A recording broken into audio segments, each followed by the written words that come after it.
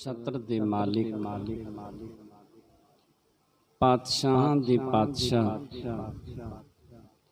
सतगुरु साहिब श्री गुरु ग्रंथ साहिब जी की पावन गोद विच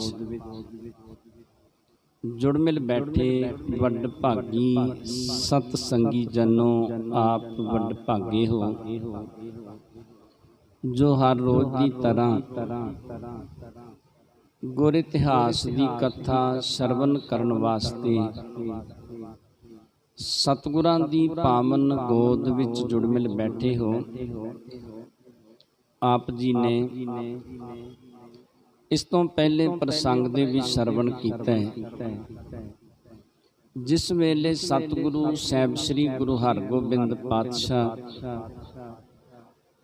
आप जंग लड़न वास्ते तैयार होंदे ने।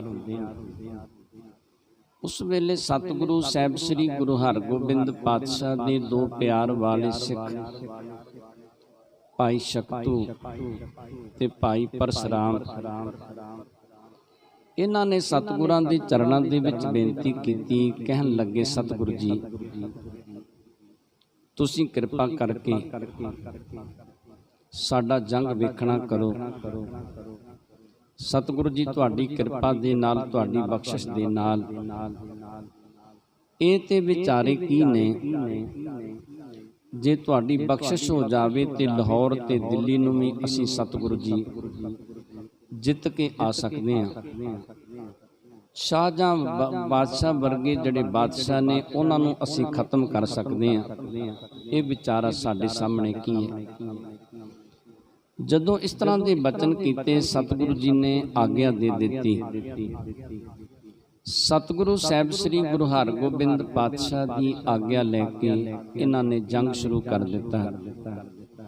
बड़ा इन्हां ने भयानक जंग करना कीता। भाई बिधि चंद भी जंग दे विच सन।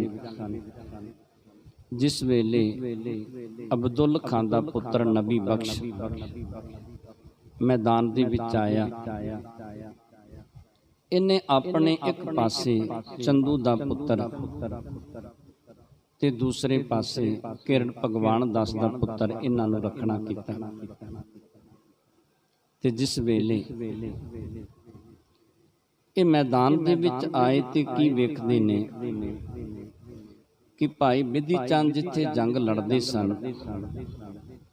उत्थे एक करमचंद चंदू दा पुत्र सामने आया ते भाई बिधि चंद नूं कहन लग्या कि तू मेरे पिता नूं मारिया सी ते हुण मैं तेरे कोलों अपने पिता दा बदला लेना करांगा। इन्हें भाई बिधि चंद ते तीर चलाया। भाई बिधि चंद दे शरीर दे विच थोड़ा जा तीर प्रवेश करदा है, उन्हें कढ के तीर जड़ा सी बाहर सुटना कीता। कहंदे एक होर तीर इन्हें चलाउणा कीता करमचंद ने। भाई बिधि चंद ने घोड़ा इधर उधर कर लिया।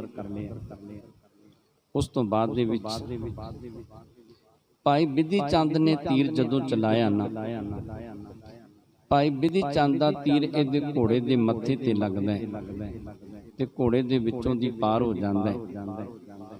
घोड़ा डिग्गिया, करमचंद दी लत्त घोड़े दे थल्ले आई। उस वेले फिर भाई बिधि चंद ने इनू घोड़े दे थल्लों कढ़िया, कढ़ के ते इनू उस वेले पकड़ लिया। पकड़ के सतगुरु साहिब श्री गुरु हरगोबिंद पातशाह दे कोल लिआंदा। सतगुरु जी दे चरणां ते लिया के इनू डिगना कीता ते भाई बिधि चंद सतगुरु जी नूं कहन लगे, सतगुरु जी ये अपने पिता दा बदला लैण वास्ते आया है ते ये अपने पिता दा बदला लेना चाहुंदा है। सतगुरु साहिब श्री गुरु हरगोबिंद पातशाह ने बचन कीते, कहंदे बिधि चंद इहदा पिता जिहड़ा सी वो भी तुरकां दी खुशामद करदा करदा मर गया ते इहदी भी हालत हो जी है। इन्हें की करना है, की अपने पिता दा बदला लेना है। सतगुरु जी कहन लगे कि इहदे सिर दे विच जुत्तियां 4-5 मारनियां कर, तैनूं याद रखेगा ते इनू छड़ दे, इनू करन दे जो कुछ करना कर दे। इस तरह भाई बिधि चंद ने सतगुरु जी दे बचन मन के ਇਹਦੇ ਸਿਰ ਦੇ ਵਿੱਚ ਜੁੱਤੀਆਂ ਦੀ ਮਾਰ ਮਾਰਨੀ ਕੀਤੀ ਹੈ। ਜਿਵੇਂ ਇਹ ਅਬਦੁੱਲ ਖਾਨ ਦਾ ਪੁੱਤਰ ਵੱਡਾ ਨਬੀ ਬਖਸ਼ ਇਹ ਜੰਗ ਲੜਨ ਵਾਸਤੇ ਆਉਂਦਾ ਹੈ ਤੇ ਜਿਵੇਂ ਇਹਦੀ ਮੌਤ ਹੁੰਦੀ ਹੈ, ਸੋ ਪਾਵਨ ਜਾਂ ਸਰਵਨ ਕਰਨ ਵਾਸਤੇ ਆਪਣੀਆਂ ਮਨ ਬਿਰਤੀਆਂ ਨੂੰ ਇਕਾਗਰ ਕਰਦੇ ਹਾਂ, ਸਤਿਗੁਰਾਂ ਦੇ ਚਰਨਾਂ ਦੇ ਨਾਲ ਜੁੜਦੇ ਹਾਂ। ਉਚਾਰਨ ਕਰੋ ਸਤਨਾਮ ਸ੍ਰੀ ਵਾਹਿਗੁਰੂ ਸਾਹਿਬ ਜੀ, ਸਤਨਾਮ ਸ੍ਰੀ ਵਾਹਿਗੁਰੂ ਸਾਹਿਬ ਜੀ।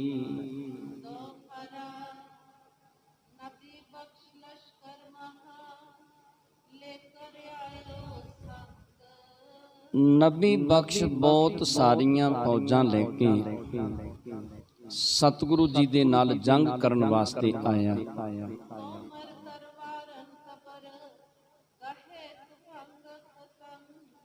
ਤੇ ਇਹਦੀਆਂ ਜਿਹੜੀਆਂ ਫੌਜਾਂ ਸਨ, ਉਹਨਾਂ ਨੇ ਆਪਣੇ ਹੱਥਾਂ ਦੇ ਵਿੱਚ ਬੰਦੂਕਾਂ, ਆਪਣੇ ਹੱਥਾਂ ਦੇ ਵਿੱਚ ਤੀਰ ਕਮਾਨ ਪਕੜੇ ਨੇ। ਕਿਸੇ ਨੇ ਤਲਵਾਰ ਪਕੜੀ ਹੈ, ਕਿਸੇ ਨੇ ਹੱਥ ਦੇ ਵਿੱਚ ਬਰਛਾ ਪਕੜਨਾ ਕੀਤਾ ਹੈ।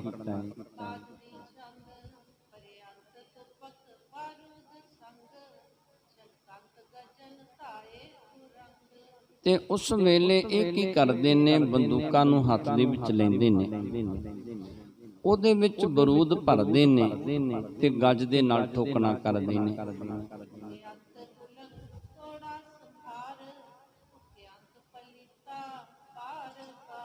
ਤੇ ਬਾਰ-ਬਾਰ ਪਲੀਤੇ ਦਿਖਾਉਂਦੇ ਨੇ, ਗੱਜ ਦੇ ਨਾਲ ਗੋਲੀਆਂ ਨੂੰ ਇਹਦੇ ਬੰਦੂਕ ਦੇ ਵਿੱਚ ਠੋਕਦੇ ਨੇ ਤੇ ਫਿਰ ਚਲਾਉਣਾ ਕਰਦੇ ਨੇ।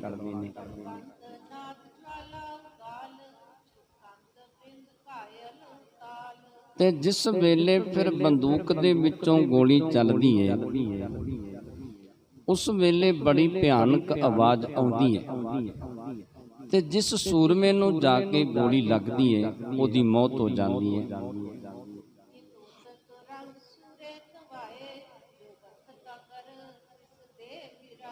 ਤੇ ਸੂਰਮੇ ਜਿਹੜੇ ਨੇ ਇੱਧਰ ਉੱਧਰ ਆਪਣੇ ਘੋੜਿਆਂ ਨੂੰ ਦੜਾਉਂਦੇ ਨੇ।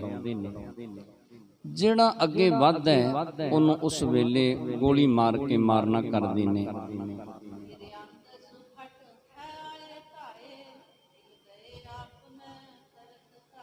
ਕਹਿੰਦੇ ਇਸ ਤਰ੍ਹਾਂ ਸੂਰਮੇ ਧਰਤੀ ਤੇ ਡਿੱਗਦੇ ਹੋਏ ਨਜ਼ਰ ਆਉਂਦੇ ਨੇ ਤੇ ਦੋਨਾਂ ਪਾਸਿਆਂ ਦੇ ਸੂਰਮੇ ਅੱਗੇ ਵਧਦੇ ਨੇ। ਤੇ ਜਦੋਂ ਅੱਗੇ ਵਧਦੇ ਨੇ ਦੋਨਾਂ ਪਾਸਿਆਂ ਦੇ ਸੂਰਮੇ, ਫਿਰ ਇਹਨਾਂ ਨੇ ਹੱਥੋਂ ਹੱਥੀ ਜੰਗ ਕਰਨਾ ਸ਼ੁਰੂ ਕਰ ਦਿੱਤਾ।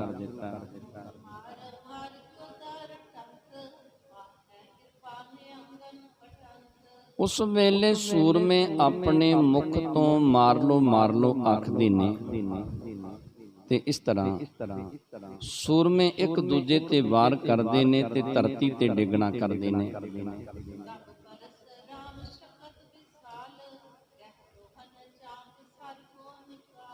ਉਸ ਵੇਲੇ ਪਰਸਰਾਮ ਤੇ ਸ਼ਕਤੂ ਜਿਹੜੇ ਸਤਿਗੁਰੂ ਜੀ ਦੇ ਸਿੱਖ ਸਨ, ਇਹਨਾਂ ਨੇ ਉਸ ਵੇਲੇ ਆਪਣੇ ਤੀਰ ਕਮਾਲ ਸੰਭਾਲਣੇ ਕੀਤੇ ਤੇ ਪੱਥੇ ਦੇ ਵਿੱਚੋਂ ਤੀਰ ਕੱਢੇ, ਪੱਥੇ ਦੇ ਵਿੱਚੋਂ ਤੀਰ ਕੱਢ ਕੇ ਕਮਾਨ ਦੀ ਤੰਦੀ ਦੇ ਉੱਤੇ ਜੋੜਨੇ ਕੀਤੇ।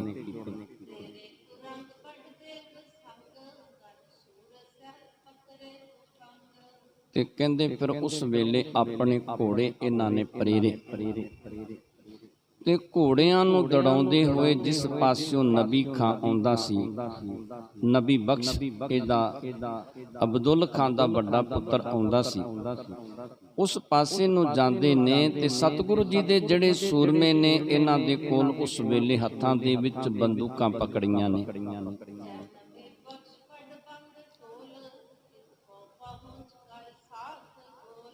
ਤੇ ਕਹਿੰਦੇ ਜਿੱਥੇ ਇਹ ਨਬੀ ਬਖਸ਼ ਜਿਹੜਾ ਸੀ ਬਹੁਤ ਸਾਰੀਆਂ ਫੌਜਾਂ ਲੈ ਕੇ ਅੱਗੇ ਵੱਧਦਾ ਆਉਂਦਾ ਸੀ, ਉਸ ਪਾਸੇ ਭਾਈ ਪਰਸਰਾਮ ਤੇ ਭਾਈ ਸ਼ਕਤੂ ਜਿਹੜੇ ਸਨ, ਇਹਨਾਂ ਨੇ ਉਸ ਪਾਸੇ ਉਹਦੇ ਸਾਹਮਣੇ ਜਾ ਕੇ ਤੇ ਉਸ ਵੇਲੇ ਟੋਲਾ ਆਪਣਾ ਬੰਨਣਾ ਕੀਤਾ, ਇੱਕ ਪਾਸੇ ਜਾ ਕੇ ਖਲੋਣਾ ਕੀਤਾ।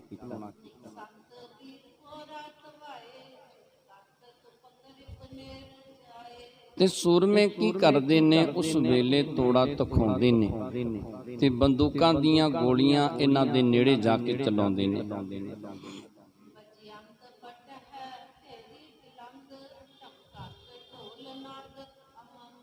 ਉਸ ਵੇਲੇ ਮੈਦਾਨ ਦੇ ਵਿੱਚ ਮਾਰੂ ਬਾਜੇ ਵੱਜਦੇ ਨੇ, ਭੇਰੀਆਂ ਆਦਿਕ ਜਿਹੜੀਆਂ ਨੇ ਉਹ ਵੱਜਦੀਆਂ ਨੇ ਤੇ ਨਗਾਰੇ ਆਦਿਕ ਜਿਹੜੇ ਉਹਨਾਂ ਦੀ ਆਵਾਜ਼ ਸੁਣਾਈ ਦਿੰਦੀ ਹੈ।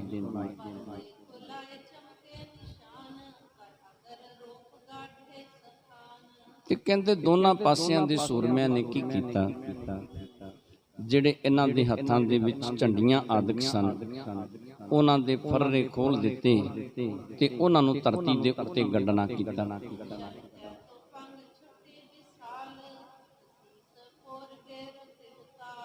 ਤੇ ਉਸ ਵੇਲੇ ਬੰਦੂਕਾਂ ਦੀਆਂ ਬਹੁਤ ਸਾਰੀਆਂ ਇਕੱਠੀਆਂ ਗੋਲੀਆਂ ਚੱਲੀਆਂ ਤੇ ਬਹੁਤ ਸੂਰਮੇ ਜਿਹੜੇ ਸਨ ਇਹਨਾਂ ਦੇ ਸਿਰਾਂ ਦੇ ਵਿੱਚ ਗੋਲੀਆਂ ਲੱਗਦੀਆਂ ਨੇ, ਸਿਰ ਭੰਨ ਦਿੰਦੀਆਂ ਨੇ ਤੇ ਸੂਰਮੇ ਧਰਤੀ ਤੇ ਡਿੱਗ ਜਾਂਦੇ ਨੇ।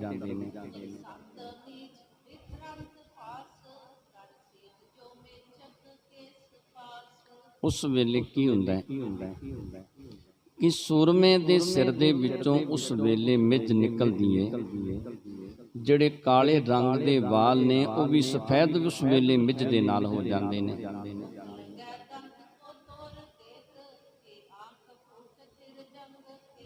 ਜਿਸ ਦੇ ਮੂੰਹ ਦੇ ਉੱਤੇ ਬੰਦੂਕ ਦੀ ਗੋਲੀ ਜਾਂ ਤੀਰ ਲੱਗਦਾ ਉਹਦੇ ਦੰਦ ਟੁੱਟ ਜਾਂਦੇ ਨੇ, ਕਿਸੇ ਦੀਆਂ ਅੱਖਾਂ ਫੁੱਟ ਜਾਂਦੀਆਂ ਨੇ। ਉਸ ਵੇਲੇ ਜੰਗ ਦੇ ਮੈਦਾਨ ਦੇ ਵਿੱਚ ਇਹੋ ਜਿਹੀ ਹਾਲਤ ਸੂਰਮਿਆਂ ਦੀ ਬਣੀ ਹੈ।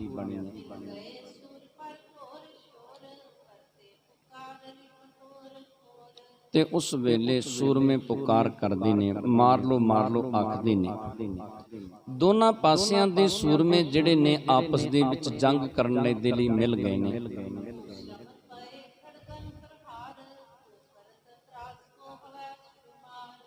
ਕੋਈ ਸੂਰਮੇ ਜਿਹੜੇ ਸਨ ਜੰਗ ਲੜਦੇ ਤਲਵਾਰਾਂ ਚਲਾਉਂਦੇ ਥੱਕ ਗਏ ਤੇ ਕੁਝ ਸੂਰਮੇ ਜਿਹੜੇ ਸਨ ਉਹਨਾਂ ਦੇ ਅੰਦਰ ਅਤੇ ਬੜਾ ਉਤਸ਼ਾਹ ਹੈ, ਉਹਨਾਂ ਦਾ ਚਿੱਤ ਕਰਦਾ ਹੈ ਕਿ ਹੋਰ ਜੰਗ ਲੜਨਾ ਕਰੀਏ।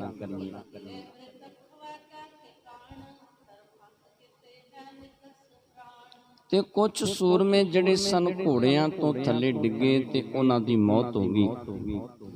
ਕੁਝ ਘੋੜੇ ਖਾਲੀ ਫਿਰਦੇ ਨੇ ਤੇ ਕੁਝ ਘੋੜੇ ਜਿਹੜੇ ਨੇ ਉਹ ਵੀ ਮੈਦਾਨ ਦੇ ਵਿੱਚ ਮਾਰੇ ਗਏ ਨੇ।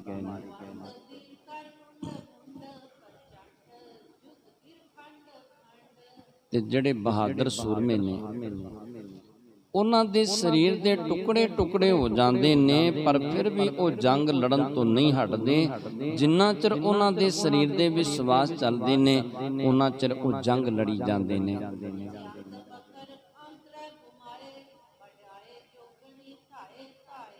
ਕਹਿੰਦੇ ਜਿਹੜੇ ਗਿੱਦੜ ਆਦਿਕ ਨੇ ਉਹ ਸੂਰਮਿਆਂ ਦੇ ਸਰੀਰ ਦੀਆਂ ਆਂਦਰਾਂ ਖਿੱਚ ਕੇ ਲਿਜਾਂਦੇ ਨਜ਼ਰ ਆਉਂਦੇ ਨੇ। ਤੇ ਜਿਹੜੀਆਂ ਜੋਗਣੀਆਂ ਨੇ ਉਹ ਮੈਦਾਨ ਦੇ ਵਿੱਚ ਵਿਚਰਦੀਆਂ ਨੇ ਤੇ ਜੋਗਣੀਆਂ ਨੇ ਹੱਥ ਦੇ ਵਿੱਚ ਖੱਪਰ ਫੜੇ ਨੇ, ਉਹਨਾਂ ਖੱਪਰਾਂ ਦੇ ਵਿੱਚ ਸੂਰਮਿਆਂ ਦਾ ਖੂਨ ਪਾ ਕੇ ਪੀਣਾ ਕਰਦੀਆਂ ਨੇ।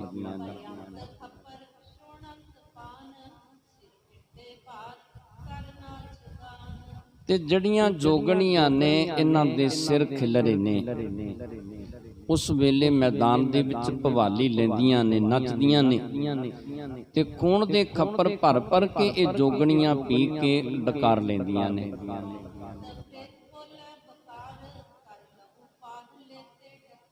ਤੇ ਜਿਹੜੇ ਭੂਤ ਪ੍ਰੇਤ ਆਦਿਕ ਨੇ ਉਹਨਾਂ ਦਾ ਵੀ ਖਾਣਾ ਇਹੋ ਜਿਹਾ ਹੈ।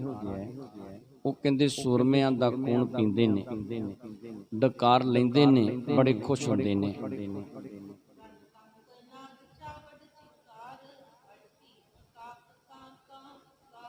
ਉਸ ਵੇਲੇ ਜਿਹੜੇ ਕਾਂ ਨੇ ਉਹ ਕਾਂ ਪੁਕਾਰਦੇ ਨੇ। ਗਿਰਜਾਂ ਤੇ ਇੱਲਾਂ ਆਦਿਕ ਜਿਹੜੀਆਂ ਨੇ ਉਸ ਵੇਲੇ ਸੂਰਮਿਆਂ ਦੇ ਸਿਰ ਦੇ ਉੱਤੇ ਉੱਡਦੀਆਂ ਨਜ਼ਰ ਆਉਂਦੀਆਂ ਨੇ।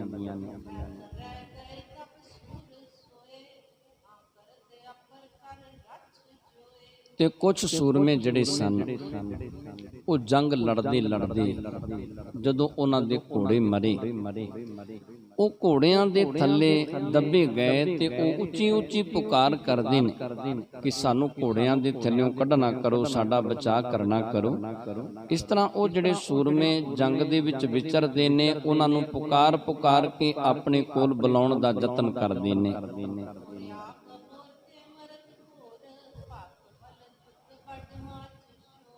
ਕਹਿੰਦੇ ਜੰਗ ਇਹੋ ਜਿਹਾ ਭਿਆਨਕ ਬਣਿਆ, ਜਿਹੜੇ ਆਵਾਜ਼ਾਂ ਮਾਰਦੇ ਨੇ ਘੋੜਿਆਂ ਦੇ ਥੱਲੇ ਦੱਬੇ ਹੋਏ, ਉਹਨਾਂ ਨੂੰ ਕੱਢਣ ਵਾਲੇ ਜਿਹੜੇ ਕੱਢਣ ਆਉਂਦੇ ਨੇ ਉਹਨਾਂ ਦੀ ਵੀ ਮੌਤ ਹੋ ਜਾਂਦੀ ਹੈ, ਉਹ ਵੀ ਬਚ ਕੇ ਨਹੀਂ ਜਾਂਦੇ।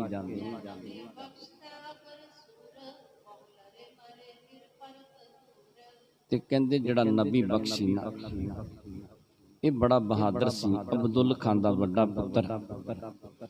ਤੇ ਜਿੱਥੇ ਨਬੀ ਬਖਸ਼ੀ ਨਬੀ ਬਖਸ਼ ਨੇ ਬੜਾ ਭਿਆਨਕ ਜੰਗ ਕੀਤਾ ਤੇ ਬਹੁਤ ਸਾਰੇ ਸਤਿਗੁਰੂ ਜੀ ਦੇ ਸਿੱਖ ਜਿਹੜੇ ਬਹਾਦਰ ਸੂਰਮੇ ਸਨ ਉਹਨਾਂ ਨੂੰ ਨਬੀ ਬਖਸ਼ ਨੇ ਮਾਰਨਾ ਕੀਤਾ।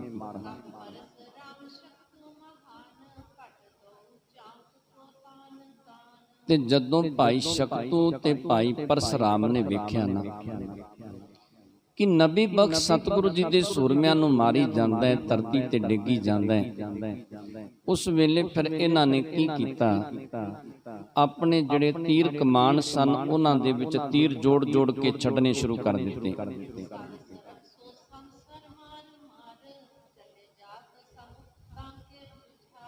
ਤੇ ਦੋਨੋਂ ਜਿਹੜੇ ਇਹ ਜੁਝਾਰੇ ਸੂਰਮੇ ਸਨ, ਪਰਸਰਾਮ ਤੇ ਭਾਈ ਸ਼ਕਤੂ, ਕਹਿੰਦੇ ਤੀਰਾਂ ਦੀ ਮਾਰ ਮਾਰਦੇ ਮਾਰਦੇ ਦੁਸ਼ਮਣਾਂ ਨੂੰ ਮਾਰਦੇ ਅੱਗੇ ਵਧਦੇ ਜਾਂਦੇ ਨੇ। ਜਿਸ ਪਾਸਿਓਂ ਇਹ ਨਬੀ ਬਖਸ਼ ਆਉਂਦਾ ਹੈ ਇਹ ਨਬੀ ਬਖਸ਼ ਦੇ ਅੱਗੇ ਤੁਰੇ ਜਾਂਦੇ ਨੇ।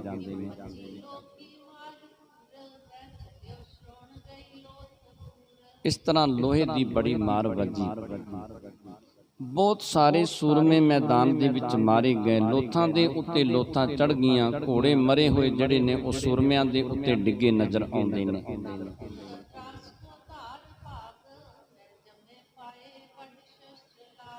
ਜਦੋਂ ਇਹ ਦੋਨੋਂ ਹੀ ਸੂਰਮੇ ਭਾਈ ਸ਼ਕਤੂ ਇਹਨਾਂ ਨੇ ਜਿਸ ਵੇਲੇ ਬੜਾ ਭਿਆਨਕ ਜੰਗ ਕਰਨਾ ਕੀਤਾ ਤੇ ਜਿਹੜੇ ਤੁਰਕ ਸਨ ਇਹਨਾਂ ਦੇ ਪੈਰ ਹਿੱਲ ਜਾਂਦੇ ਨੇ।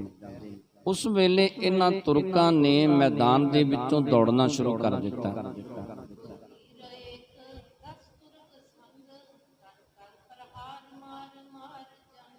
ਕਵੀ ਜੀ ਦੱਸਦੇ ਨੇ ਕਿ ਸਤਿਗੁਰੂ ਜੀ ਦਾ ਇੱਕ ਸੂਰਮਾ ਤੇ ਤੁਰਕਾਂ ਦੀ ਗਿਣਤੀ 10-10, ਤੇ ਫਿਰ ਵੀ ਸਤਿਗੁਰੂ ਜੀ ਦੇ ਸੂਰਮਿਆਂ ਨੇ ਬੜਾ ਭਿਆਨਕ ਜੰਗ ਲੜਿਆ। ਬਹੁਤ ਸਾਰੇ ਤੁਰਕ ਜਿਹੜੇ ਸਨ ਉਹਨਾਂ ਨੂੰ ਫਿਰ ਵੀ ਸਤਿਗੁਰੂ ਜੀ ਦੇ ਸੂਰਮਿਆਂ ਨੇ ਮਾਰਨਾ ਕੀਤਾ।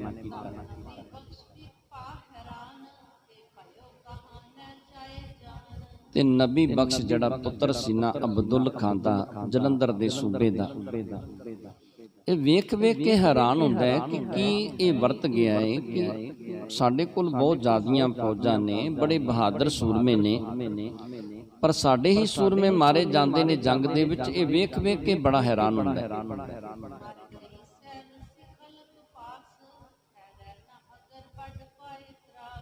ਤੇ ਨਬੀ ਬਖਸ਼ ਸੋਚਦਾ ਹੈ ਕਿ ਸਤਿਗੁਰੂ ਜੀ ਦੇ ਸਿੱਖ ਜਿਹੜੇ ਸਨ ਕੁਝ ਗਿਣਤੀ ਦੇ, ਥੋੜੀ ਜੀ ਉਹਨਾਂ ਦੀ ਫੌਜ ਸਤਿਗੁਰੂ ਜੀ ਦੀ, ਤੇ ਅਨੇਕਾਂ ਹੀ ਸਾਡੇ ਸੂਰਮੇ ਮਾਰ ਕੇ ਉਹਨਾਂ ਨੂੰ ਖਤਮ ਕਰ ਦਿੱਤਾ ਸਤਿਗੁਰੂ ਜੀ ਦੇ ਸੂਰਮਿਆਂ ਨੇ, ਪਰ ਫਿਰ ਵੀ ਉਹਨਾਂ ਦੇ ਪੈਰ ਇੰਨੇ ਜੰਮੇ ਨੇ ਕਿ ਅਸੀਂ ਉਹਨਾਂ ਨੂੰ ਪਿੱਛੇ ਨਹੀਂ ਹਟਾ ਸਕੇ।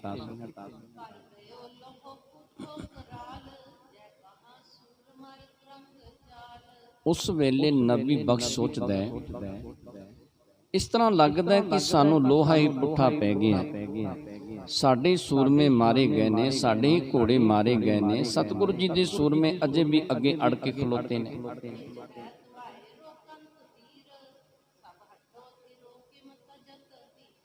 ਤੇ ਜਦੋਂ ਨਬੀ ਬਖਸ਼ ਵੇਖਦਾ ਹੈ ਨਾ, ਤੁਰਕ ਦੌੜੇ ਜਾਂਦੇ ਨੇ, ਆਪਣਾ ਘੋੜਾ ਭਜਾਉਂਦਾ ਹੈ, ਅੱਗੋਂ ਦੀ ਜਾ ਕੇ ਉਹਨਾਂ ਨੂੰ ਰੋਕਦਾ ਹੈ, ਉਹਨਾਂ ਨੂੰ ਇਹ ਗੱਲ ਪੁੱਛਦਾ ਹੈ ਕਿ ਕਿੱਥੇ ਦੌੜੇ ਜਾਂਦੇ ਹੋ, ਜਾ ਕੇ ਕਿੱਥੇ ਵਸਣਾ ਕਰੋਗੇ। ਇਸ ਤਰ੍ਹਾਂ ਆਪਣੇ ਸੂਰਮਿਆਂ ਨੂੰ ਪੁੱਛਣਾ ਕਰਦਾ ਹੈ।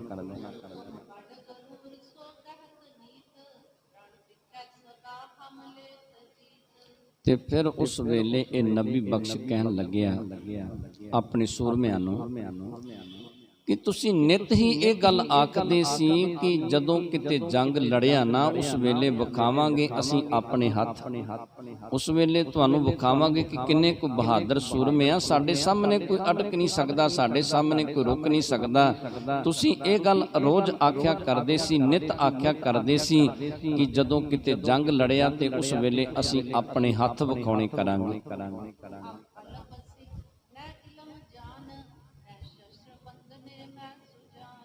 ਤੇ ਨਬੀ ਬਖਸ਼ ਕਹਿਣ ਲੱਗਿਆ ਕਿ ਸਿੱਖਾਂ ਦੀ ਗਿਣਤੀ ਵੇਖੋ, ਥੋੜੇ ਜਿਹੇ ਸਤਿਗੁਰੂ ਜੀ ਦੇ ਸਿੱਖ ਨੇ ਤੇ ਉਹ ਜਿਹੜੇ ਨੇ ਉਹ ਸਾਡੇ ਤੋਂ ਕਾਬੂ ਨਹੀਂ ਆ ਸਕੇ, ਅਸੀਂ ਉਹਨਾਂ ਨੂੰ ਮਾਰ ਨਹੀਂ ਸਕੇ, ਉਹਨਾਂ ਨੂੰ ਪਕੜ ਨਹੀਂ ਸਕੇ।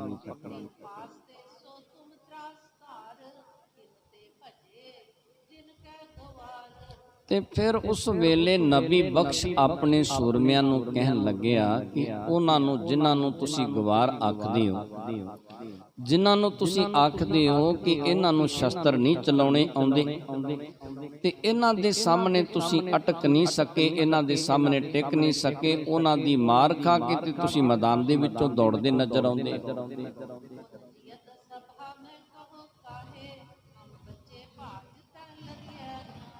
ਤੇ ਨਬੀ ਬਖਸ਼ ਕਹਿਣ ਲੱਗਿਆ ਕਿ ਜਦੋਂ ਕਿਤੇ ਸਭਾ ਦੇ ਵਿੱਚ ਜਾ ਕੇ ਬੈਠੋਗੇ ਕੀ ਆਖੋਗੇ ਉਸ ਵੇਲੇ ਸਭਾ ਦੇ ਵਿੱਚ ਕਿ ਲੜੋ ਨਾ, ਜੰਗ ਨਾ ਕਰਨਾ ਕਰੋ। ਅਸੀਂ ਤੇ ਜੰਗ ਦੇ ਵਿੱਚੋਂ ਭੱਜ ਕੇ ਆਪਣੀਆਂ ਜਾਨਾਂ ਬਚਾਉਣੀਆਂ ਕੀਤੀਆਂ ਨੇ, ਜੇ ਤੁਸੀਂ ਜੰਗ ਲੜੋਗੇ ਤੇ ਤੁਹਾਨੂੰ ਇਹ ਮੈਦਾਨ ਦੇ ਵਿੱਚੋਂ ਭੱਜਣਾ ਪਵੇਗਾ। ਇਸ ਤਰ੍ਹਾਂ ਤੁਸੀਂ ਸਭਾ ਦੇ ਵਿੱਚ ਜਾ ਕੇ ਆਖਿਆ ਕਰੋਗੇ।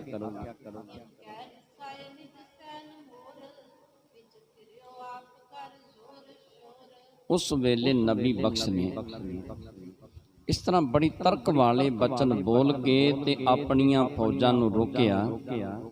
ਜਦੋਂ ਇਹਦੀਆਂ ਫੌਜਾਂ ਰੁਕਦੀਆਂ ਨੇ ਤੇ ਫਿਰ ਇਹਨੇ ਨਬੀ ਬਖਸ਼ ਨੇ ਆਪ ਅੱਗੇ ਹੋ ਕੇ ਜੰਗ ਲੜਨਾ ਸ਼ੁਰੂ ਕਰ ਦਿੱਤਾ।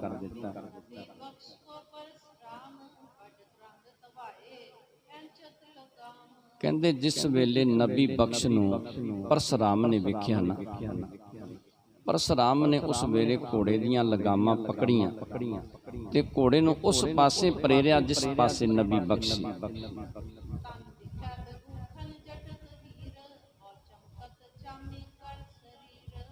ਤੇ ਉਸ ਵੇਲੇ ਫਿਰ ਪਰਸਰਾਮ ਕੀ ਵੇਖਦਾ ਕਿ ਜਿਹੜਾ ਇਹ ਨਬੀ ਬਖਸ਼ ਸੀ ਨਾ, ਇਹਦੇ ਸਰੀਰ ਦੇ ਉੱਤੇ ਬੜੇ ਗਹਿਣੇ ਆਦਿਕ ਧਾਰਨ ਕੀਤੇ ਸਨ। ਇਹਦੇ ਸਰੀਰ ਦੇ ਗਹਿਣੇ ਜਿਹੜੇ ਸਨ ਦੂਰੋਂ ਚਮਕਦੇ ਸਨ ਤੇ ਇਹਦੇ ਕੱਪੜੇ ਜਿਹੜੇ ਸਨ ਬੜੇ ਕਮਾਲ ਦੇ ਸਨ, ਬਹੁਤ ਇਹਨੇ ਮਹਿੰਗੇ, ਬਹੁਤ ਮੁੱਲ ਦੇ ਕੱਪੜੇ ਧਾਰਨ ਕੀਤੇ ਸਨ।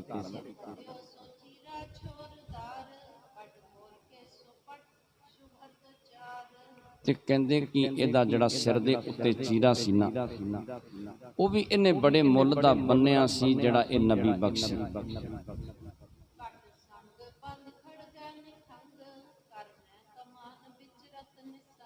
ਤੇ ਨਿਸ਼ੰਗ ਹੋ ਕੇ ਜੰਗ ਦੇ ਵਿੱਚ ਵਿਚਰਦਾ ਸੀ, ਹੱਥ ਦੇ ਵਿੱਚ ਤੀਰ ਕਮਾਨ ਸੀ, ਤੀਰਾਂ ਦਾ ਪੱਥਾ ਮੋਢੇ ਤੇ ਬੰਨਿਆ ਸੀ, ਗਲ ਦੇ ਵਿੱਚ ਤਲਵਾਰ ਸੀ।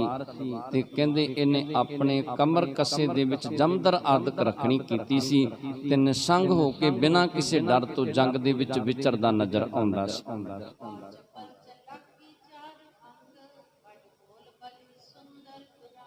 ਤੇ ਜਿਹੜਾ ਘੋੜਾ ਸੀ ਬੜੇ ਮੁੱਲ ਦਾ ਸੀ ਤੇ ਬੜੀ ਚੰਚਲਤਾ ਦੇ ਨਾਲ ਇਹ ਜਿਹੜਾ ਨਬੀ ਬਖਸ਼ੀ ਆਪਣੇ ਘੋੜੇ ਨੂੰ ਇੱਧਰ ਉੱਧਰ ਕਰਨ ਦਾ ਯਤਨ ਕਰਦਾ ਸੀ।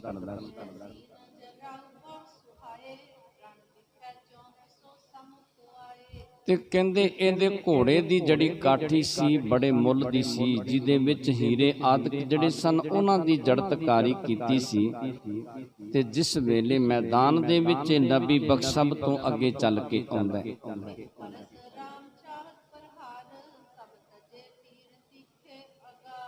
ਤੇ ਪਰਸਰਾਮ ਜਿਹੜਾ ਸੀ ਇਹਨੂੰ ਮਾਰਨਾ ਚਾਹੁੰਦਾ ਸੀ ਨਬੀ ਬਖਸ਼ ਨੂੰ। ਤੇ ਉਸ ਵੇਲੇ ਫਿਰ ਪਰਸਰਾਮ ਨੇ ਤਿੱਖੇ ਤੀਰ ਜਿਹੜੇ ਸਨ ਨਬੀ ਬਖਸ਼ ਵੱਲ ਛੱਡਣੇ ਕੀਤੇ।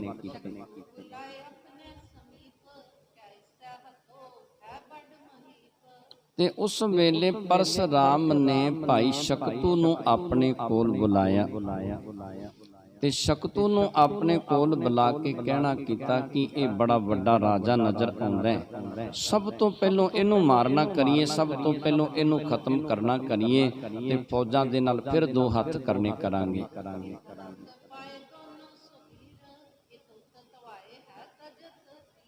ਤੇ ਕਹਿੰਦੇ ਦੋਨੋਂ ਜਿਹੜੇ ਸੂਰਮੇ ਸਨ ਪਰਸਰਾਮ ਤੇ ਸ਼ਕਤੂ, ਉਸ ਵੇਲੇ ਇਹਨਾਂ ਨੂੰ ਬੜਾ ਆਨੰਦ ਪ੍ਰਾਪਤ ਹੋਇਆ, ਬੜਾ ਸੁਖ ਪ੍ਰਾਪਤ ਹੋਇਆ। ਜਦੋਂ ਵੇਖਿਆ ਨਾ ਨਬੀ ਬਖਸ਼ ਸਾਹਮਣੇ ਆ ਗਿਆ ਤੇ ਸੋਚਿਆ ਕਿ ਹੁਣ ਅਸੀਂ ਇਹਨੂੰ ਮਾਰਾਂਗੇ ਤੇ ਸਤਿਗੁਰੂ ਜੀ ਦੀਆਂ ਬੜੀਆਂ ਖੁਸ਼ੀਆਂ ਪ੍ਰਾਪਤ ਹੋਣਗੀਆਂ। ਇਸ ਕਰਕੇ ਇਹ ਦੋਨੋਂ ਸੂਰਮੇ ਬੜੇ ਖੁਸ਼ ਹੁੰਦੇ ਨੇ।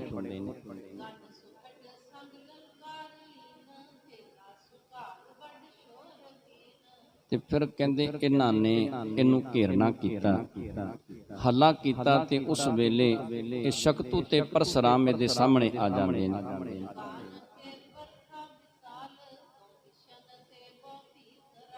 ਦੋਨਾਂ ਪਾਸਿਆਂ ਤੋਂ ਬੰਦੂਕਾਂ ਦੀਆਂ ਗੋਲੀਆਂ ਚੱਲੀਆਂ ਤੇ ਮੈਦਾਨ ਜਿਹੜਾ ਸੀ ਉਸ ਵੇਲੇ ਬੜਾ ਭਿਆਨਕ ਬਣ ਜਾਂਦਾ ਹੈ।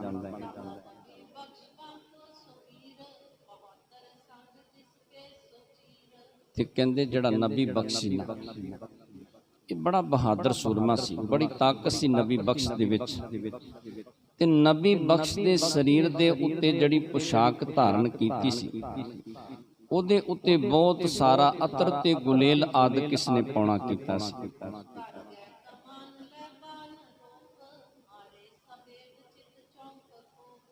ਤੇ ਇਹ ਜਿਹੜਾ ਨਬੀ ਬਖਸ਼ ਸੀ ਇਹਨੇ ਆਪਣੇ ਹੱਥ ਦੇ ਵਿੱਚ ਕਮਾਨ ਲਈ ਤੇ ਤੀਰਾਂ ਦੇ ਨਾਲ ਸਤਿਗੁਰੂ ਜੀ ਦੇ ਬਹੁਤ ਸਾਰੇ ਸੂਰਮੇ ਜਿਹੜੇ ਸਨ ਉਹਨਾਂ ਨੂੰ ਨਬੀ ਬਖਸ਼ ਨੇ ਮਾਰਨਾ ਕੀਤਾ।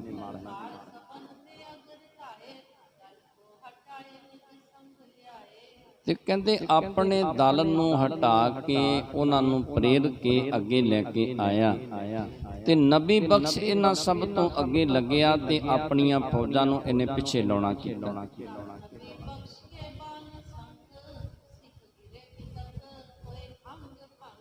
ਉਸ ਵੇਲੇ ਨਬੀ ਬਖਸ਼ ਦੇ ਤੀਰ ਦੇ ਨਾਲ ਬਹੁਤ ਸਾਰੇ ਸੂਰਮੇ ਜਿਹੜੇ ਸਨ ਮੈਦਾਨ ਦੇ ਵਿੱਚ ਮਾਰੇ ਗਏ। ਬਹੁਤ ਸਾਰੇ ਸੂਰਮੇ ਜਿਹੜੇ ਸਨ ਇਹਨਾਂ ਦੇ ਅੰਗ ਭੰਗ ਹੋ ਗਏ। ਜਿਸ ਵੇਲੇ ਨਬੀ ਬਖਸ਼ ਨੇ ਤੀਰਾਂ ਦੀ ਜਿਹੜੀ ਸੀ ਬਰਸਾਤ ਕਰਨੀ ਕੀਤੀ, ਜਦੋਂ ਤੀਰ ਚਲਾਉਣੇ ਕੀਤੇ।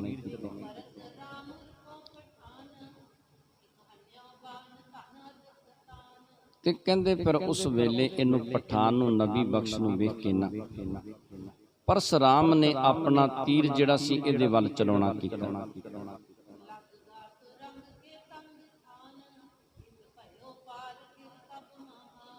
ਤੇ ਕਹਿੰਦੇ ਜਿੱਥੇ ਘੋੜੇ ਦਾ ਤੰਗ ਸੀ ਨਾ, ਭਾਈ ਪਰਸਰਾਮ ਦਾ ਚਲਾਇਆ ਹੋਇਆ ਤੀਰ ਉੱਥੇ ਲੱਗਦਾ ਹੈ ਤੇ ਘੋੜੇ ਦੇ ਵਿੱਚੋਂ ਪਾਰ ਹੋ ਜਾਂਦਾ ਹੈ। ਉਸੇ ਵੇਲੇ ਘੋੜਾ ਜਿਹੜਾ ਸੀ ਉਹ ਧਰਤੀ ਤੇ ਡਿੱਗਦਾ ਹੈ।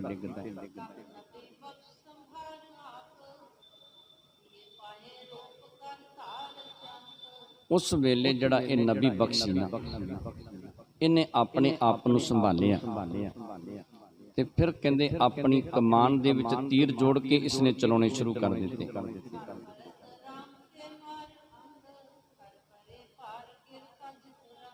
ਤੇ ਫਿਰ ਕਹਿੰਦੇ ਉਸਨੇ ਕੀ ਕੀਤਾ ਕਿ ਤੀਰ ਦਾ ਨਿਸ਼ਾਨਾ ਲਗਾ ਕੇ ਪਰਸਰਾਮ ਨੂੰ ਮਾਰਨਾ ਕੀਤਾ। ਜਦੋਂ ਤੀਰ ਜਿਹੜਾ ਸੀ ਪਰਸਰਾਮ ਨੂੰ ਲੱਗਦਾ ਹੈ, ਪਰਸਰਾਮ ਉਸੇ ਵੇਲੇ ਘੋੜੇ ਤੋਂ ਧੜਮ ਕਰਕੇ ਥੱਲੇ ਡਿੱਗਣਾ ਕਰਦਾ ਹੈ।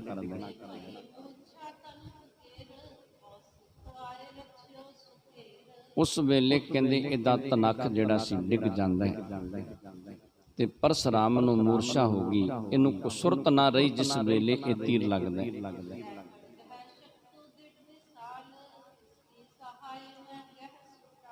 ਕਹਿੰਦੇ ਫਿਰ ਉਸ ਵੇਲੇ ਭਾਈ ਸ਼ਕਤੂ ਜਿਹੜਾ ਸੀ ਪਰਸਰਾਮ ਦੀ ਮਦਦ ਕਰਨ ਦੇ ਲਈ, ਉਹਦੀ ਸਹਾਇਤਾ ਕਰਨ ਦੇ ਲਈ, ਕਹਿੰਦੇ ਢਾਲ ਬਣ ਕੇ ਇਹਨਾਂ ਤੁਰਕਾਂ ਦੇ ਸਾਹਮਣੇ ਆਪਣੇ ਹੱਥ ਦੇ ਵਿੱਚ ਤਲਵਾਰ ਲੈ ਕੇ ਖਲੋ ਜਾਂਦਾ ਹੈ।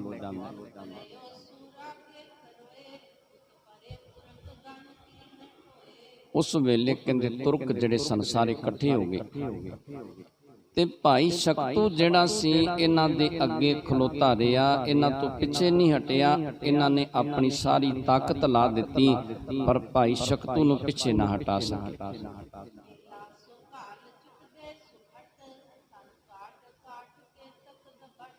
ਉਸ ਵੇਲੇ ਤੁਰਕਾਂ ਨੇ ਇਧਰੋਂ ਹੱਲਾ ਕਰਨਾ ਕੀਤਾ। ਦੋਨਾਂ ਪਾਸਿਆਂ ਦੇ ਸੂਰਮੇ ਫਿਰ ਆਪਸ ਦੇ ਵਿੱਚ ਜੰਗ ਕਰਨ ਦੇ ਲਈ ਜੁਟ ਜਾਂਦੇ ਨੇ।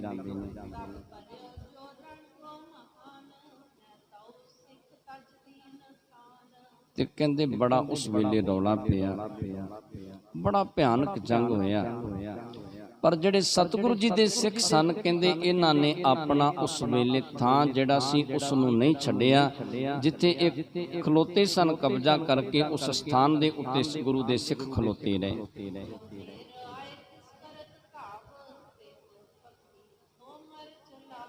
ਤੇ ਕਹਿੰਦੇ ਫਿਰ ਉਸ ਵੇਲੇ ਕੀ ਕਰਦੇ ਨੇ, ਜਿਹੜਾ ਸਤਿਗੁਰੂ ਜੀ ਦੇ ਸੂਰਮਿਆਂ ਦੇ ਨੇੜੇ ਆਉਣ ਲੱਗਦਾ ਹੈ, ਸਤਿਗੁਰੂ ਜੀ ਦੇ ਸੂਰਮੇ ਉਹਨਾਂ ਨੂੰ ਖਤਮ ਕਰ ਦਿੰਦੇ ਨੇ। ਕਿਸੇ ਨੂੰ ਤੀਰ ਚਲਾ ਕੇ ਮਾਰਨਾ ਕਰਦੇ ਨੇ, ਕਿਸੇ ਨੂੰ ਬੰਦੂਕ ਦੀ ਗੋਲੀ ਤੇ ਕਿਸੇ ਨੂੰ ਤਲਵਾਰ ਦੇ ਨਾਲ ਮਾਰਨਾ ਕਰਦੇ ਨੇ।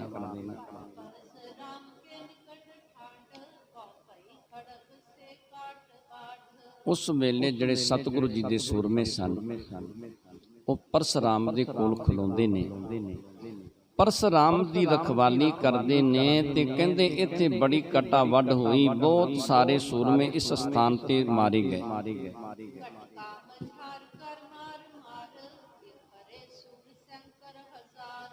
ਇੱਕ ਘੜੀ ਇਸੇ ਤਰ੍ਹਾਂ ਹੀ ਸੂਰਮੇ ਇੱਕ ਦੂਜੇ ਤੇ ਮਾਰਦੇ ਰਹੇ। ਹਜ਼ਾਰਾਂ ਦੀ ਗਿਣਤੀ ਦੇ ਵਿੱਚ ਸੂਰਮੇ ਕੱਟ ਕੇ ਧਰਤੀ ਤੇ ਡਿੱਗ ਪਏ ਇੱਕ ਘੜੀ ਦੇ ਅੰਦਰ।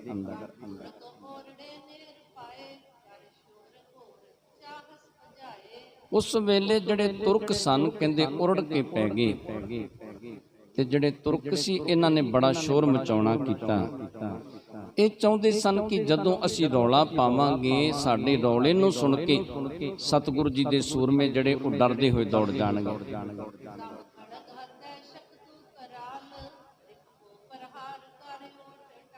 ਤੇ ਭਾਈ ਸ਼ਕਤੂ ਜੀ ਕੀ ਕਰਦੇ ਨੇ, ਉਸ ਵੇਲੇ ਤਲਵਾਰ ਦੇ ਨਾਲ ਇਹੋ ਜਿਹੀ ਮਾਰ ਮਾਰਦੇ ਨੇ ਕਿ ਭਾਈ ਸ਼ਕਤੂ ਦੇ ਨੇੜੇ ਕੋਈ ਨਹੀਂ ਤੁਰਕਾਂ ਦੇ ਵਿੱਚੋਂ ਆਉਂਦਾ।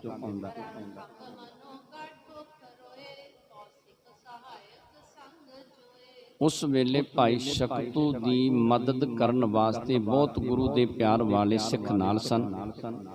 ਤੇ ਭਾਈ ਸ਼ਕਤੂ ਉਸ ਵੇਲੇ ਜੰਗ ਦੇ ਵਿੱਚ ਥੰਮ ਬਣ ਕੇ ਖਲੋ ਜਾਂਦੇ ਨੇ ਇਹਨਾਂ ਤੁਰਕਾਂ ਨੂੰ ਰੋਕਣ ਦੇ ਲਈ।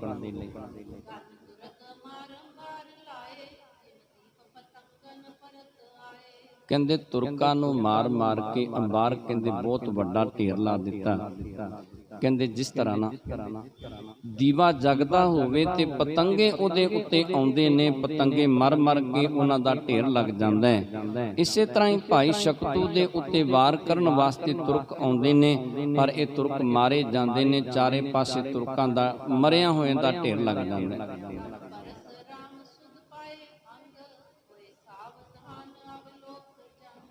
ਤੇ ਕਹਿੰਦੇ ਉਸ ਵੇਲੇ ਜਿਹੜਾ ਪਰਸਰਾਮ ਸੀ ਨਾ, ਇਹਦੀ ਮੂਰਛਾ ਖਤਮ ਹੋਈ।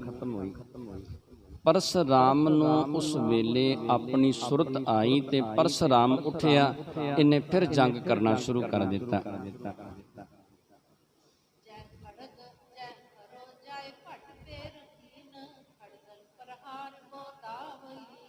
ਤੇ ਕਹਿੰਦੇ ਜਿੱਥੇ ਸੂਰਮੇ ਖਲੋਤੇ ਸਨ, ਸੂਰਮਿਆਂ ਦਾ ਆਪਸ ਦੇ ਵਿੱਚ ਭੇੜ ਸੀ, ਸੂਰਮੇ ਆਪਸ ਦੇ ਵਿੱਚ ਜੰਗ ਲੜਦੇ ਸਨ।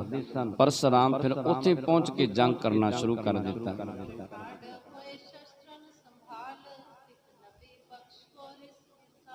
ਤੇ ਕਹਿੰਦੇ ਨਬੀ ਬਖਸ਼ ਨੂੰ ਆਪਣੇ ਸਾਹਮਣੇ ਵੇਖਿਆ। ਤੇ ਜਦੋਂ ਨਬੀ ਬਖਸ਼ ਨੂੰ ਆਪਣੇ ਸਾਹਮਣੇ ਭਾਈ ਪਰਸਰਾਮ ਨੇ ਵੇਖਣਾ ਕੀਤਾ ਨਾ, ਤੇ ਪਰਸਰਾਮ ਉਸ ਵੇਲੇ ਪੂਰੇ ਵੀਰ ਰਸ ਦੇ ਵਿੱਚ ਆ ਗਿਆ ਕਿ ਹੁਣ ਇਹਨੂੰ ਨਬੀ ਬਖਸ਼ ਨੂੰ ਖਤਮ ਕਰਨਾ ਹੈ।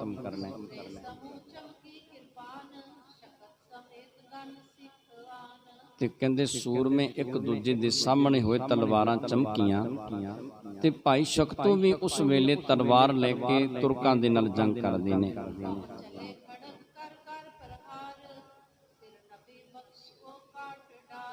ਤੇ ਕਹਿੰਦੇ ਉਸ ਵੇਲੇ ਜਦੋਂ ਇਸ ਤਰ੍ਹਾਂ ਤਲਵਾਰਾਂ ਚਲੀਆਂ, ਤੇ ਕਹਿੰਦੇ ਇਹ ਜਿਹੜਾ ਨਬੀ ਬਖਸ਼ ਸੀ, ਇਹਦਾ ਸਿਰ ਉਸ ਵੇਲੇ ਤਲਵਾਰ ਦੇ ਨਾਲ ਕੱਟ ਕੇ ਧੜ ਦੇ ਨਾਲੋਂ ਅਲੱਗ ਕਰਨਾ ਕੀਤਾ।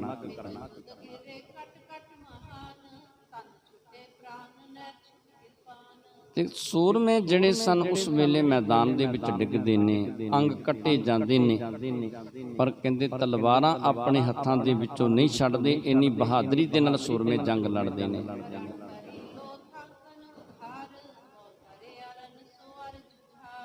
ਉਸ ਵੇਲੇ ਮੈਦਾਨ ਦੇ ਵਿੱਚ ਸੂਰਮਿਆਂ ਦੀਆਂ ਬੜਿਆਂ ਦੀਆਂ ਮੌਤਾਂ ਹੋਈਆਂ। ਬਹੁਤ ਸਾਰੇ ਸੂਰਮੇ ਇਸ ਮੈਦਾਨ ਦੇ ਵਿੱਚ ਮਾਰੇ ਗਏ। ਬੜੇ ਜੁਝਾਰੇ, ਬੜੇ ਬਹਾਦਰ ਸੂਰਮੇ ਇਸ ਜੰਗ ਦੇ ਵਿੱਚ ਮਾਰੇ ਜਾਂਦੇ ਨੇ।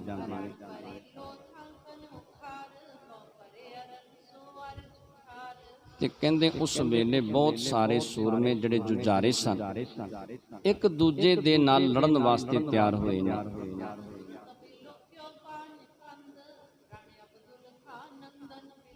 ਤੇ ਤੁਰਕਾਂ ਨੇ ਜਦੋਂ ਵੇਖਿਆ ਕਿ ਅਬਦੁਲ ਖਾਨ ਦਾ ਪੁੱਤਰ ਜਿਹੜਾ ਹੈ ਇਹ ਨਬੀ ਬਖਸ਼, ਇਹਦੀ ਮੌਤ ਹੋ ਗਈ, ਜਦੋਂ ਤੁਰਕਾਂ ਨੇ ਇਹ ਗੱਲ ਵੇਖਣੀ ਕੀਤੀ,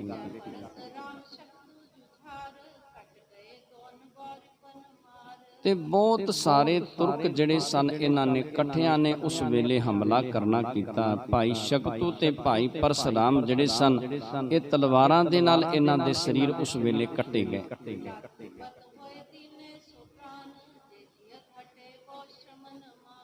ਤੇ ਕਹਿੰਦੇ ਇਹ ਜਿਹੜੇ ਸੂਰਮੇ ਸਨ ਦੋਨੇ, ਭਾਈ ਸ਼ਕਤੂ ਤੇ ਭਾਈ ਪਰਸਰਾਮ, ਜੰਗ ਲੜ ਲੜ ਕੇ ਤ੍ਰਿਪਤ ਹੋ ਗਏ, ਰੱਜ ਗਏ ਜੰਗ ਲੜ ਕੇ। ਤੇ ਆਪਣੇ ਇਹਨਾਂ ਨੇ ਪ੍ਰਾਣ ਜਿਹੜੇ ਸਨ ਤਿਆਗਣੇ ਕੀਤੇ। ਤੇ ਹੋਰ ਜਿਹੜੇ ਸੂਰਮੇ ਡਰਨ ਵਾਲੇ ਸਨ ਉਹ ਮੈਦਾਨ ਛੱਡ ਕੇ ਦੌੜਦੇ ਨੇ, ਪਰ ਜਿਹੜੇ ਬਹਾਦਰ ਸੂਰਮੇ ਨੇ ਉਹ ਸਨਮੁਖ ਹੋ ਕੇ ਲੜਨਾ ਕਰਦੇ ਨੇ।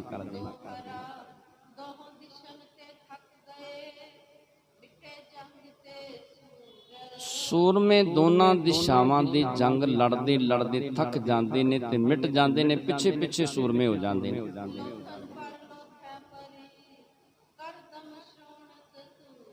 ਤੇ ਲੋਥਾਂ ਦੇ ਉੱਤੇ ਲੋਥਾਂ ਚੜ ਗਈਆਂ। ਮਿੱਟੀ ਜਿਹੜੀ ਸੀ ਉਸ ਵੇਲੇ ਗਾਰਾ ਬਣ ਗਈ ਖੂਨ ਦੇ ਨਾਲ, ਜਿਸ ਵੇਲੇ ਇਹ ਬਹਾਦਰ ਸੂਰਮੇ ਜੰਗ ਦੇ ਵਿੱਚ ਨਿਤਰੇ ਨੇ, ਜੰਗ ਦੇ ਵਿੱਚ ਲੜੇ ਨੇ। ਜਿਸ ਤਰ੍ਹਾਂ ਅਬਦੁਲ ਖਾਨ ਨੂੰ ਆਪਣੇ ਪੁੱਤਰ ਦੀ ਮੌਤ ਦਾ ਪਤਾ ਲੱਗੇਗਾ, ਤੇ ਜਿਵੇਂ ਇਹਦਾ ਪੁੱਤਰ ਕਰੀਮ ਬਖਸ਼ ਜਿਹੜਾ ਉਹ ਜੰਗ ਲੜਨ ਵਾਸਤੇ ਤਿਆਰ ਹੋਵੇਗਾ। ਸੋ ਪਾਵਨ ਜਸ ਕੱਲ ਦੇ ਪ੍ਰਸੰਗ ਦੇ ਵਿੱਚ ਸਰਵਣ ਕਰਾਂਗੇ। ਆਪ ਜੀ ਦੇ ਨਾਲ ਵਿਚਾਰਾਂ ਕਰਦੇ ਹਾਂ। ਅਨੇਕਾਂ ਪ੍ਰਕਾਰ ਦੀਆਂ ਭੁੱਲਾਂ ਗਲਤੀਆਂ ਹੋ ਗਈਆਂ ਹੋਣਗੀਆਂ, ਅਣਜਾਣ ਬੱਚੇ ਜਾਣ ਕੇ ਮਾਫ ਕਰਨੀਆਂ। ਸੰਗਤ ਤੇ ਗੁਰੂ ਬਖਸ਼ਣ ਜੋਗ ਨੇ, ਬਖਸ਼ ਲੈਣਾ ਜੀ। ਵਾਹਿਗੁਰੂ ਜੀ ਕਾ ਖਾਲਸਾ, ਵਾਹਿਗੁਰੂ ਜੀ ਕੀ ਫਤਿਹ।